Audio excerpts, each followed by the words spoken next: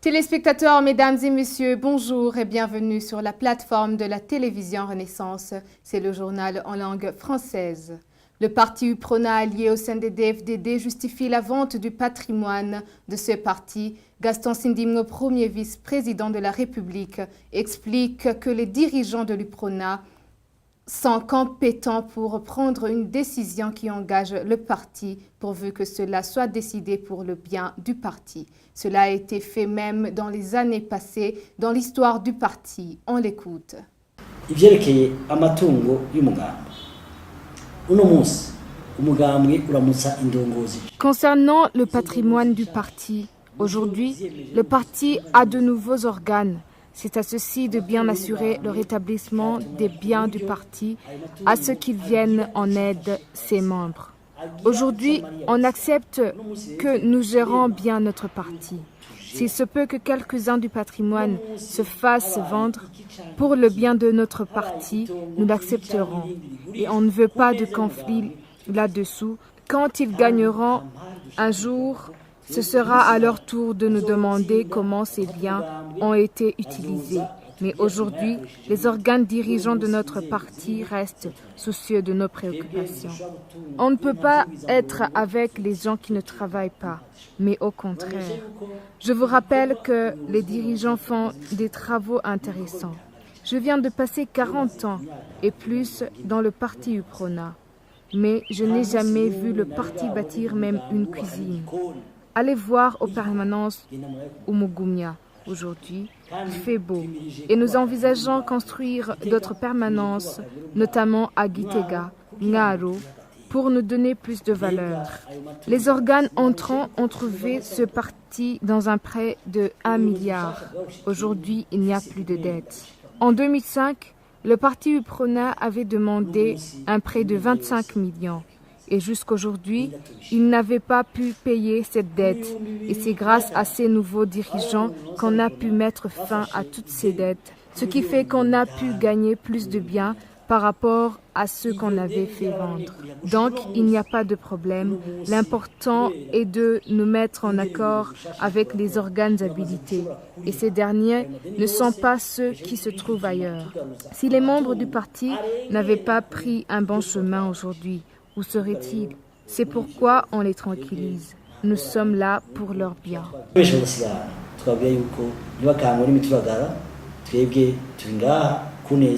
ces propos, le parti UPRONA de Charles Ndi TJ prévient toute personne qui aura acheté ces biens du parti qu'il sera contraint de les remettre le jour où la justice aura sa place. Emmanuel Ngengurutse, porte-parole adjoint de ce parti, indique que Gaston Sindimgo est au service du pouvoir, qui a toujours voulu enterrer l'UPRONA définitivement. Il rejette tout de même la qualité du membre de l'UPRONA de Gaston Sindimgo qui a usurpé le nom du parti. Suivez-le. Gaston Sindimgo d'abord ne représente pas l'UPRONA. L'UPRONA, comme tous les partis politiques, sont régis par une loi qui est connue, les lois sur les partis politiques. On connaît comment on choisit les représentants, notamment le représentant légal qui est le président en principe du parti et son adjoint. Donc, l'organisation dans laquelle Gaston figure n'est vraiment pas l'UPRONA parce que le chef de cette organisation a été nommé ou nominé par le gouvernement CNDD-FDD. Il a été nominé par l'ancien ministre de l'Intérieur, Edouard Neumann. C'est une organisation qui a volé le nom de l'UPRONA et qui travaille pour le CNDD-FDD. Gaston, c'est un commissaire du CNDD-FDD. Quand il dit qu'il va vendre le patrimoine de l'UPRONA, c'est de la fraude, tout simplement. Et je voudrais attirer l'attention de ceux qui achètent ce patrimoine, que tôt ou tard, lorsque la loi sera rétablie au Burundi, ils vont nécessairement remettre tous ces biens. Et ceux qui sont responsables de cette vente, à savoir le gouvernement, de facto de Bujumbura, qui a en fait favorisé la naissance d'une organisation dite politique qui prend le nom de l'UPRONA en violation de la loi. Ces deux, les responsables, ils seront traduit devant la justice parce qu'ils ont favorisé la fraude. Et donc le gouvernement et ceux qui prétendent diriger le parti actuellement. C'est aussi étonnant de voir qu'un vice-président, s'il en est un, parce qu'on ne le reconnaît pas, veut justifier la vente du patrimoine du parti, du supposé parti prenant. Parce que il doit avoir un président, il doit avoir un commissaire. Et je sais que c'est notre organisation, l'organigramme du parti preneur, parce qu'enfin, lui, ça n'est pas un. Il doit y avoir un commissaire chargé du patrimoine et c'est lui qui devrait justifier ça au moins, ou tout au moins le président, le dit président de ce parti. Restons toujours dans ce conflit au sein du parti UPRONA. Gaston Sindimgo, comme d'autres membres de l'UPRONA qui sont restés au pays, semblent nier la légitimité du pouvoir de Charles Nditije à la tête de l'UPRONA. Suivez cet extrait de Gaston Sindimgo.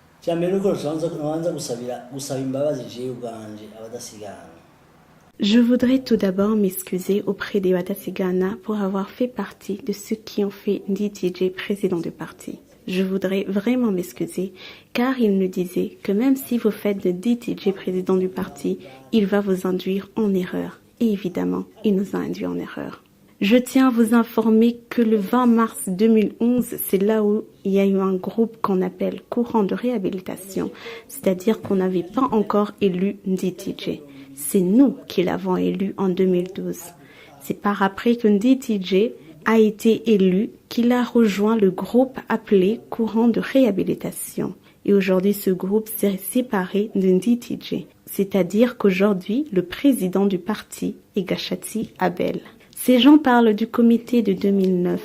Demandez-les qui parmi eux faisait partie du comité exécutif de 2009. Il y a là où ils parlent du comité central au congrès. Pourtant, le comité central est dit comité central lorsqu'il est dirigé par le président du parti. Hier, j'ai entendu dire que lorsque Nditije a été destitué de ses fonctions, il a été remplacé par son fils. Selon l'article 32 stipulant que lorsque le président du parti est absent, le parti est dirigé par son fils. Pourtant, ils oublient aujourd'hui que lorsque Nyoyanghana a démissionné, il y avait son fils qui était Konsili Niwikila. Sachez qu'aujourd'hui, aucun autre président du parti n'a encore été élu par le comité exécutif après Nditije, donc le président du parti UPRONA est Gachati Abel. Kaminuza naho uri mukuru mugambwe aratwara ko na kaminuza nyuma ya Nditije ni Gachati Abel. Le camp Nditije dénonce ce langage de vouloir violer les statuts qui prévoient les procédures de la mise en place des organes du parti. Ngengurutse estime que ceux qui le disent veulent tout simplement plaire au pouvoir qui est en conflit avec les leaders de l'UPRONA et Nditije. Suivez Emmanuel Ngengurutse. Il y en a d'autres, il y a un petit groupe avec lequel nous étions et qui commence à contester la légitimité du président Nditije. Ce qu'il faut savoir, c'est deux choses. La première, c'est que en 2014, précisément le 16 ou le 14 février, il s'est tenu un comité central réunifié du parti UPRONA, donc une partie provenant de l'Umugumia, donc le parti qui siégeait à l'Umugumia, siège du parti UPRONA, et une autre, le courant de réhabilitation. Ils se sont réunifiés, ils ont mis sur pied un comité central qui a élu les organes du parti, à savoir le président et son adjoint. Ils ont élu Charles Nditije comme président du parti UPRONA et Valis Sengayi Mpenda comme vice-président de l'UPRONA. Donc, maintenant, quand ils disent qu'il y a un bureau exécutif de 2009 qui s'est réuni et qui a retiré la confiance au président Nditije, c'est étonnant parce que, en même temps qu'ils ont mis en place la présidence du parti, ils ont également mis en place des règles d'établissement d'un nouveau bureau exécutif issu de ce comité central de 2014. Donc ce n'est pas ce bureau exécutif de 2014 qui s'est réuni pour prendre cette fameuse décision, n'est-ce pas, de retrait de la confiance au président du TG, mais un bureau exécutif de 2009 qui n'était plus compétent, n'est-ce pas, et qui d'ailleurs comprenait des gens comme Gaston Sidimou, Abel Gachatsi. Il y en a d'autres qui sont morts, il y a d'autres qui ont fui et qui sont nombreux. Donc par conséquent, un bureau exécutif de au moins 70 personnes. Mais d'après ce qu'on entend, ceux qui se sont réunis pour retirer la confiance au président du TG, ils n'atteignaient pas plus de 25. Comment est-ce que maintenant on peut invoquer qu'on est dans la coalition misère? Le petit groupuscule, il dit qu'on est dans la coalition misère. Ce n'est plus la loi. C'est pas conforme à la loi. On est membre du SNARED, le parti PRONA est membre du SNARED, et la preuve, c'est que le président du parti PRONA, Charles Nditije, président du SNARED. Ça fait exactement 17 ans qu'ont été signés les accords d'Arusha. Parsem trouve que cette date doit être inoubliable dans la mémoire des Burundais, vu les engagements signés. Faustin Ndikumana, président de la Parsem, rappelle l'apport de l'étranger pour que cet accord historique soit signé. Suivez Faustin Ndikumana. En cette date du 28 août 2017, 17 ans exactement après la signature de l'accord d'Arusha. Une date que Parsem juge inoubliable, qui doit être comme un millésime dans la vie de notre pays. C'est la date où les Burundais se sont engagés à se réconcilier avec eux-mêmes, de tourner la page de l'histoire marquée par un passé sombre et lourd, de s'engager vers la paix. C'est pour cela que nous rappelons les fondements ci-après de cet accord. D'abord, l'accord fut une réponse, une solution idoine aux crises répétitives qui avaient endeuillé notre pays depuis une certaine période. L'accord d'Arusha marque la volonté des Burundais de résoudre toute question par un dialogue, par l'usage de la force. Et ça prouve que le dialogue est le seul moyen pour asseoir une paix sûre et durable. Troisièmement, ça nous rappelle le rôle de la communauté internationale, qui doit être un rôle, qui a été un rôle fondamental.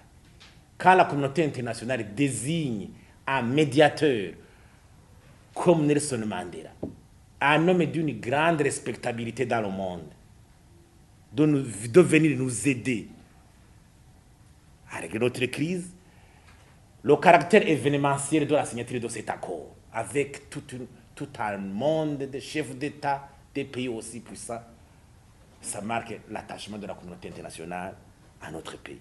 Et aussi, il faut se rappeler des 4 acquis fondamentaux de cet accord. Les institutions de sécurité.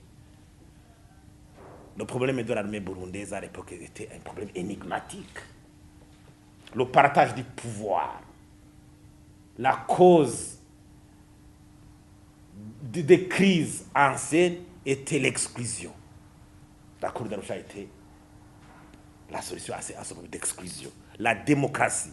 On est revenu dans les élections parce que l'accord d'Arusha a été un tremplin pour que le Burundi recouvre la voie de la démocratie des élections. Et aussi la voie de la réconciliation avec toutes ces commissions vérité et réconciliation ou tel et autres pays. Le caractère inclusif de l'accord d'Arusha doit être signalé. Tout même les mouvements armés qui ont arrêté la guerre après ont souscrit à l'accord. Ça a été un préalable. Donc, le caractère inclusif de l'accord est incontestable. 6. Comment mobiliser? La jeunesse surtout. La jeunesse doit savoir que pour l'intérêt pays de la nation, le Burundi a déjà tourné la page dans l'histoire, dans le passé, marqué par des crises qui avaient endeuillé notre pays. Maintenant, le Burundi a tourné la page vers la paix. Tous ces hommes politiques veulent instrumentaliser la jeunesse. La jeunesse doit être consciente. La Force populaire du Burundi est le mouvement qui se déclare engagé dans le rétablissement de l'accord d'Arusha et la Constitution, le retour des Burundais de toutes les catégories des Burundais qui ont fui le pays. À la tête de ce mouvement se trouve un certain Jérémy Ntiranyibagira, officier supérieur de l'armée burundaise, issu des ex-rebelles du CNDD-FDD, en ex-FAB, colonel Edouard Nshimirimana et son adjoint. Ces leaders affirment qu'ils ont initié ce mouvement après celui de la force républicaine du Burundi qui a les mêmes buts. Ils regrettent que toutes les initiatives de retour à la paix n'ont pas abouti pour la mauvaise foi du régime de Bujumbura. Suivez le général-major Ntiranyibagira.